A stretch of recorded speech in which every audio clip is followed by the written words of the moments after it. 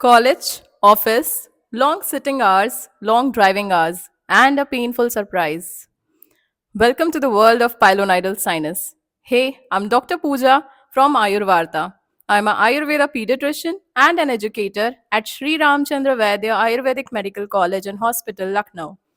This Shalya series is in association with Aviral Hospital, and back in conversation with us, we have today a wonderful doctor, Dr. Sandeep Mishra, sir. Thank you, ma'am. Welcome you too. Myself, Dr. Sandeep Mishra, Senior Consultant at Aviral Hospital, Gomti Nagar, Lucknow. Today we are here to discuss about the pilonidal sinus according with ma'am.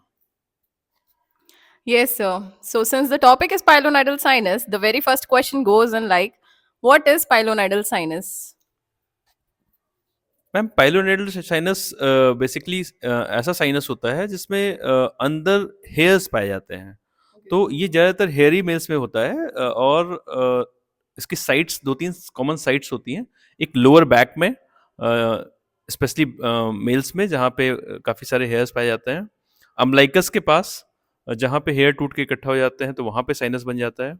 दूसरा barbers specially जो हमारे barbers हैं जो hair cut करते हैं उनके in between the fingers hair skin के अंदर एम्बेडेड हो जाते हैं तो वहाँ पे भी ये साइनस बनता है। तो जब भी हेयर्स की वजह से अंदर साइनस बन जाता है तो उसको हम लोग पाइलोएंडल साइनस कहते हैं इस तरह से।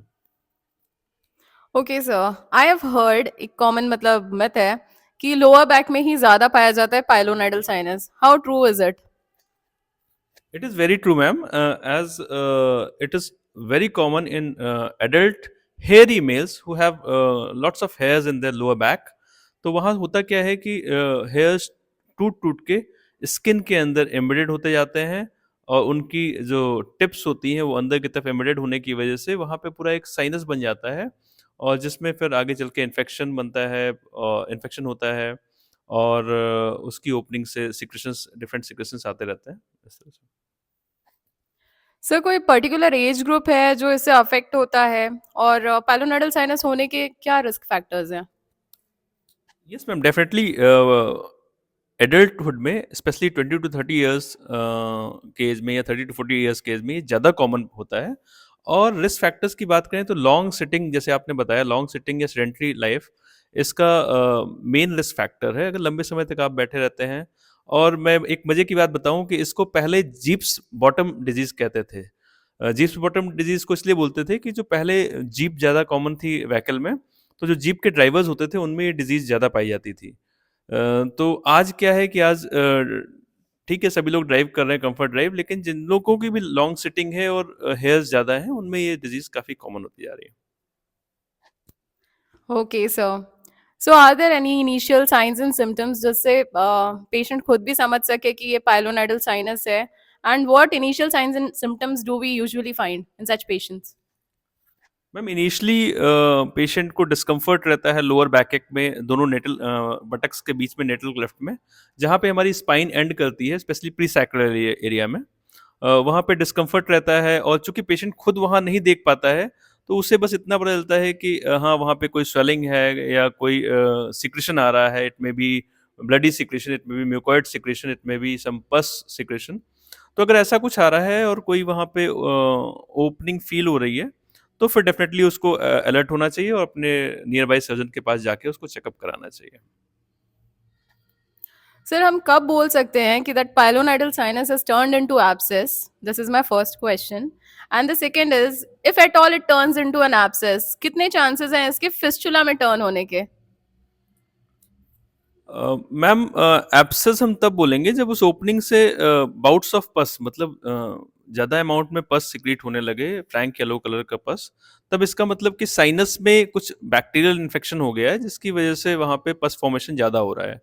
और पेशेंट के अंडरगारमेंट्स या टी शर्ट वगैरह ये सब अगर उसमें पस लग रहा है तो इसका मतलब कि एब्सेस बन गया है वो उसको प्रॉपर ड्रेन करने की ज़रूरत है।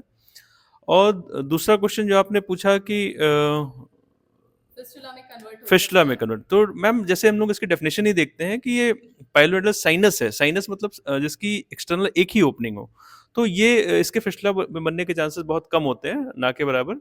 ये साइनस ही रहता है और वहीं से ओपनिंग इसको मिल जाती है तो ये वहीं से सिक्रीट होता रहता है। Okay sir. सर पेशेंट आता है तो डायग्नोसिस के लिए क्या टेस्ट जरूरी हैं या फिर क्लिनिकल एग्जामिनेशन पर ही पता चल जाता है that it's a pilonidal sinus? Ma'am वैसे तो इसकी साइट, एज और हेयरी स्किन देख के क्लिनिकली ही पता चल जाता है कि पेरिडोनल साइनस है। बट फिर भी इसकी डिफरेंशियल डायग्नोसिस हम लोग ऑस्टियोमाइलिटिस से करते हैं। कभी-कभी क्या होता है कि जो कॉसिक्स होता है, जो सैक्रम के ऊपर वाला एरिया है, जो कॉसिक्स है, जो बोन है, अगर उसकी ऑस्टियोमाइलिटिस हो गई, तो वो जो बोन में इन्फेक्शन है, वो भी अपना रास्ता ढूँढते हुए उस प्लेस पे अपना डिस्चार्ज कर सकता है ओपनिंग के थ्रू। तो हमें इसको डिफरेंशिएट करना पड़ता है कि whether it is osteomyelitis of the bone और it is पाइलोनेटल sinus.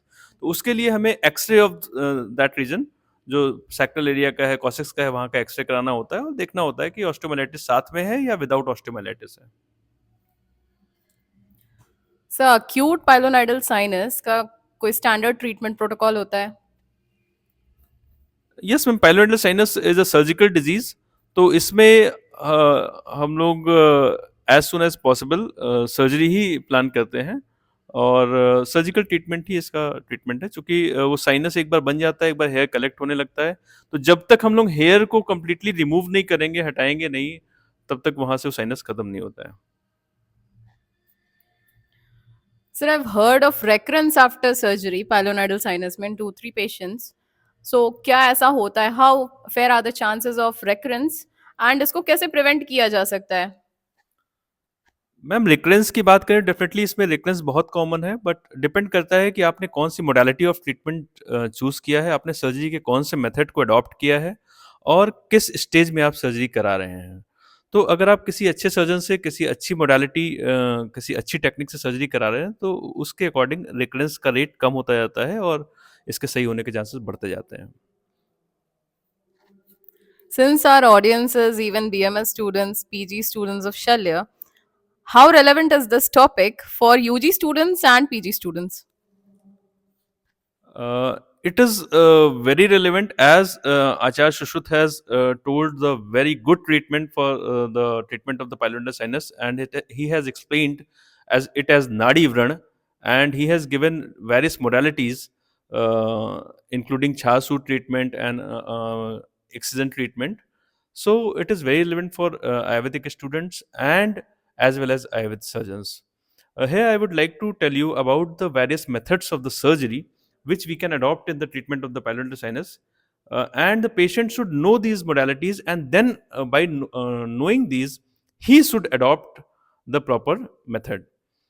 He can discuss with his surgeons about various methods and their chances of recurrence. So, first of all, I will like to tell that we go for there are two types of methods in the treatment of the pyloric sinus. One is open surgery and one is closed. So, in open technique, what we do, we incise at midline and we take out the whole sinus up to the presacral fascia, up to the complete depth, and take out the sinus and excise it completely, and treat the leftover wound with dressing and make it heal it by secondary intention. So gradually that wound heals up and the sinus uh, is treatment is get treated. So this is the open method in which there is least chance of recurrence. But the thing is, you should go for daily dressing, and you have to take the time, give the time to your body to heal it completely. If you have that much time, if you follow the rules, then this is the best method of treatment of pyloric. Secondly, we have some closed methods in which we give a lateral incision to the sinus, take out the sinus, and we close it on table, the track by sutures. But the problem is there are chances of recurrence. Around 10 to 20% recurrences in this closed method, in which we close the wound on the table. Next method is we excise the sinus and then we do jet plasty. We make a flap and close the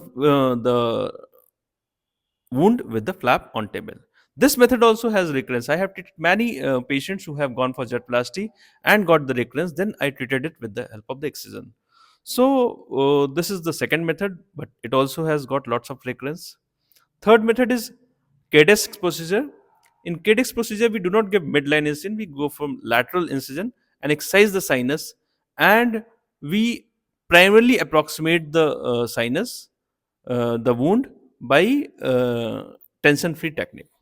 So these are some methods which we can treat the sinus, but the best method is open technique, in which we give the time to heal it by self, and the woundlet flows.